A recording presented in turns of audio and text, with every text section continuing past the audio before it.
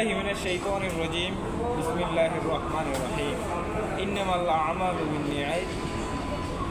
নিশ্চয়ই প্রত্যেকটি কাজ নিয়তের মাধ্যমে হয়ে থাকে। তো আজকে আমাদের এই সাপ্তাহিক জলসা মুবারকে রমজান মাসের প্রথম সপ্তাহে আমরা এখানে আসার এবং বসার তৌফিক দান করেছে আল্লাহ তাআলা। এই জন্য সবাই শুকরিয়া আদায় করি আলহামদুলিল্লাহ। আলহামদুলিল্লাহ।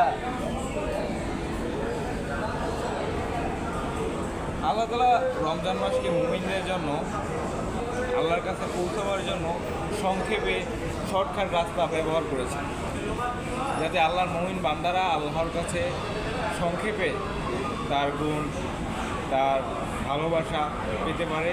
এজন্য আল্লাহ তাআলা রমজান মাসের আয়োজন করেছেন, বলেছেন আহলান সাহলান মারহাবান রমজান মুবারক।